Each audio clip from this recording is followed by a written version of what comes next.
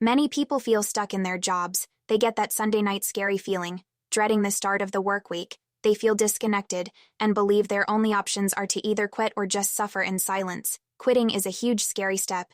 It often means giving up stability, income, and a career you've spent years building. But staying in a job that makes you miserable is just as bad. There is, however, a fourth option. You can decide to take control and actively turn the job you have into the job you want. The most important idea to grasp is that you have more power than you think.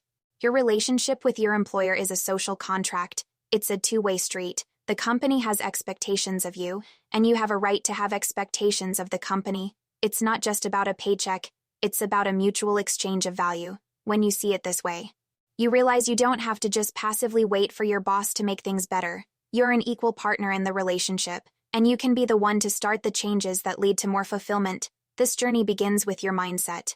You need to adopt a growth mindset, which is the core belief that you can always learn, improve, and develop. When you have this perspective, negative feedback or criticism stops feeling like an attack. Instead, it becomes valuable information you can use to grow.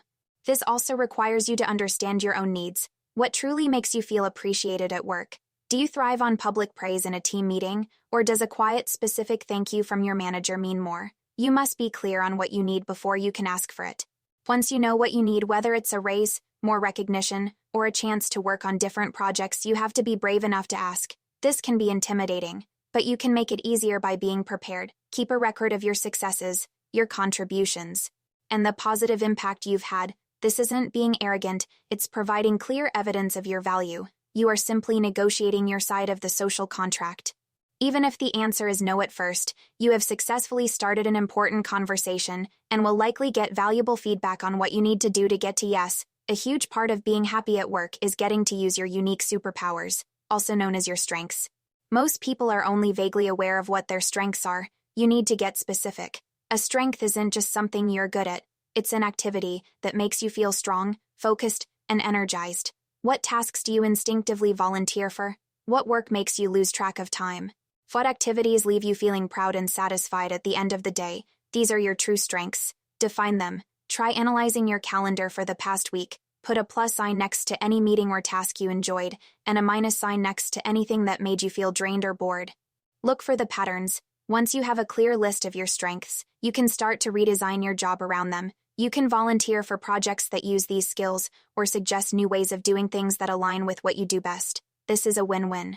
You will be far more engaged and happy, and your company will get the very best work from you. Sometimes, a job starts to feel like a dead end. The best way to fix this is to start learning again. Developing new skills is a direct investment in yourself. It makes you more valuable, builds your confidence, and opens doors to new opportunities. Think about where you'd like to be in 5 or 10 years. What skills do you need to get there? You can learn hard skills, which are technical abilities like coding or data analysis. You can also learn soft skills, which are about how you work with people, like clear communication or leadership. Make a plan to develop the top 3 skills you need.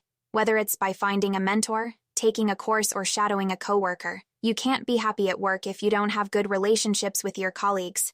Positive social connection is a basic human need. It's important to follow the platinum rule: treat others the way they want to be treated. This requires you to be curious and shift your focus. Pay attention to your coworkers' different styles. Is someone logical and just wants the facts? Is another person supportive and needs to connect on a personal level first? Does your boss prefer the big picture strategy or all the tiny details? When you adapt your communication to their style, you build trust and avoid conflict.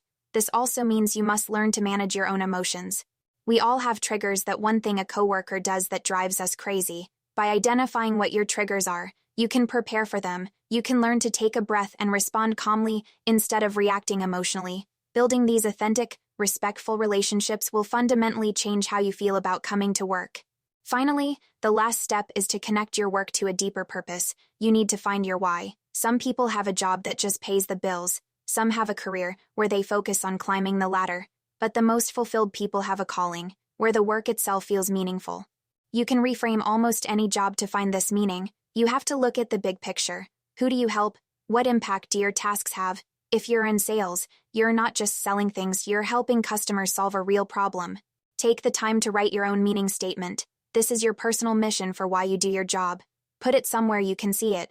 On difficult days, it will remind you of why your work matters. You don't have to quit your job to find happiness. By making these small, steady changes, you can take ownership of your work, find your strengths, build great relationships, and discover a purpose that makes you excited to get started each day.